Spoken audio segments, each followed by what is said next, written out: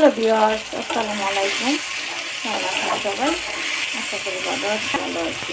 আমি এখন একটা রেসিপি তৈরি করবো, সেটা হচ্ছে মাছের চচ্চড়ি। চচ্চড়িও বলে বোনাও বলে, যে একটু বড় মাছ। দেখুন মাছগুলো কিন্তু আমি সুন্দর করে ধুয়ে থেকে ভেজে এখানে রেখেছি কড়াইতে। তো আসলে এই মাছগুলো দিয়ে আমি কিন্তু প্রথম তেল দিয়েছি।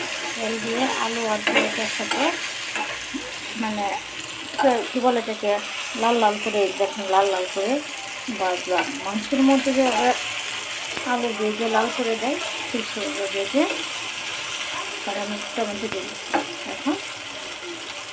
এখন টমেটোর মধ্যে আমি টমেটো দেখেন গলা গলা হয়ে গেছে। এই গলা গলা টমেটোর মধ্যে টমেটোটা এখানে মশলা দেওয়ার আগে, মশলা দেওয়ার আগে দিয়েছি, এই কারণে টমেটো একটু গলা গলা হয়। আর এখানে আমি অল্প একটু পানির মধ্যে দিয়েছি মশলাগুলো, কারণ পানি ছাড়া দিলে ওইখানে পানি দিতে হবে, আর পানিতে দিয়ে দিলেও দেওয়াই লাগবে। এই জন্য আমি এইভাবে দিয়েছি, মানে একটু পানির সাথে আমাদের উপকরণগুলো এই মাছের পরিমাণে আমি এখানে দিয়েছি। মাছটা তো অল্প, 5টা মাছ, এই মাছের পরিমাণে এখানে আমি দিয়েছি। এখন এটা যখন কষানো হবে, টমেটোটাও গলা গলা হবে, কষানো হবে, তখন আমি আমার মাছগুলো দিয়ে দেবো। আর আরও অন্য আদার্স আরও উপকরণ আছে, ওইগুলোও দিয়ে দেবো। তো এখন আমি এটাকে কষানোর জন্য রেখে দিতে হবে। দেখুন বন্ধুগণ, আমার রেসিপিটা কিন্তু কষানো হয়েছে। এভাবে কষিয়ে তারপরে রেসিপি তৈরি করলে এটা কিন্তু দারুণ টেস্ট। তো আমি এটা অল্প পরিমাণে, আর যাদের বেশি পরিমাণে সদস্য সংখ্যা পরিবারে বেশি, তারা আসলে তাদের মতো করে রান্না করেন, কিন্তু কলা কৌশলটা আমার মতো করে করেন, তাহলে কিন্তু টেস্ট হবে।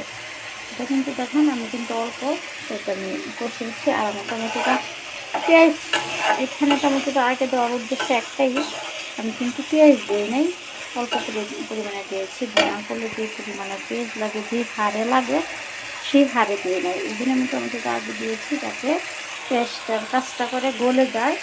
আর পরে যদি জানতো টমেটোটা আস্তে থাকতো, পেঁয়াজটা বেশি লাগতো। এখন আমি আমার মাছগুলো দিয়ে দেবো। এই জন্য আমি টমেটোগুলো আগে দিয়েছি, গলে যাতে মানে কাজের পরিমাণটা বাড়ে, পেঁয়াজের কাজটা হয়, এই জন্য আগে দিয়েছি। এখন আমি মাছগুলো দিয়ে দিই। মাছগুলো দিয়ে তারপরে আমি জল দেবো। মাছগুলো দিয়ে দিলাম, একটু বাটা মাছ। সবসময় মাছটা ভালো করে দেবেন। আর দেখেন আমি কিন্তু মাছের ফুলটা ফেলে দিচ্ছি। দেখেন একটা মাছের কিন্তু ফুলটা নেই, সেটা কিন্তু ফুলটা খাবে না। ফুলটার মধ্যে কিন্তু অনেক ধরনের জীবাণু, অনেক ধরনের রোগ থাকে, সেজন্য ফুলটা খাবে না। আমি কিন্তু কোনো সময় মাছের ফুলটা খাই না। মাছের যেমন আমরা যেমন দুধটা ছেঁকে খাই, সেখানে আমরা মাছের ছেঁকে খাই। এই মাছের ছাকার যে জীবাণু আবর্জনা, সেটা মাছের ফুলকাতে আসছে। এই জন্য আমরা কখনো ফুলকা খাবো না, ফুলকা ফেলে দেবো। এখন আমি মাছের খাবো। এখন আমরা রেসিপিতে জলটা দিয়ে দিই, যেহেতু কষানো শেষ সেহেতু আমার জলটা দিতে হবে। এই জন্য জলটা দিয়ে দিলাম। আর এটা বলার উদ্দেশ্য হচ্ছে মাছের ফুলকা খাবার না, কারণ মাছের ফুলকাতে কিন্তু দারুণ বিষাক্ত থাকে, ময়লা থাকে। এই জন্য কখনোই মাছের ফুলকা খাবার না। তো এখন আমার জল দেওয়া শেষ, আমি এখন ঢেকে দেব।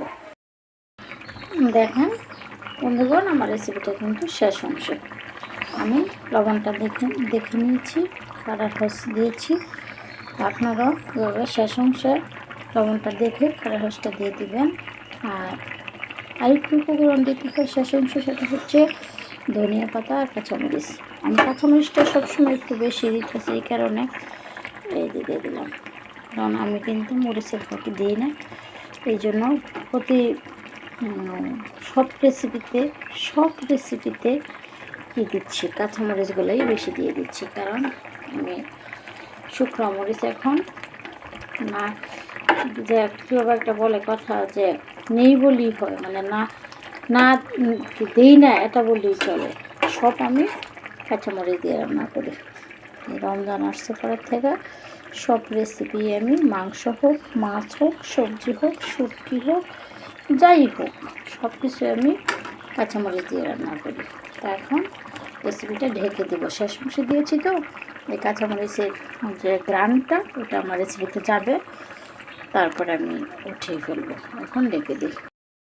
দেখুন বন্ধুগণ, রেসিপিটা কিন্তু হয়ে গেছে, দারুণ হয়েছে। এই রসা মানে কী বলে, এটাকে রসা বলে, শুকনো না জোলও না, এটাকে ফেরা ফেরাও বলে, এটাকে রসাও বলে, এটাকে চচ্চড়িও বলে, যে যেভাবে বলে। তো দেখুন রেসিপিটা রান্না হয়ে গেছে। এটা আমি এইভাবে রান্না করলাম আজকে। একেবারে শুকনো করিনি, রেখেছি একটু রস, কারণ শুকনো তো সবই খাওয়া হয় এই জন্য। আর সবচেয়ে বড় কথা হচ্ছে আমি রাতে কোনো ঝোল টোল খাইতে পারি না, এটা কেন যে জানিও না, ঝোল কোনো রেসিপি আমি খাইতে পারি না।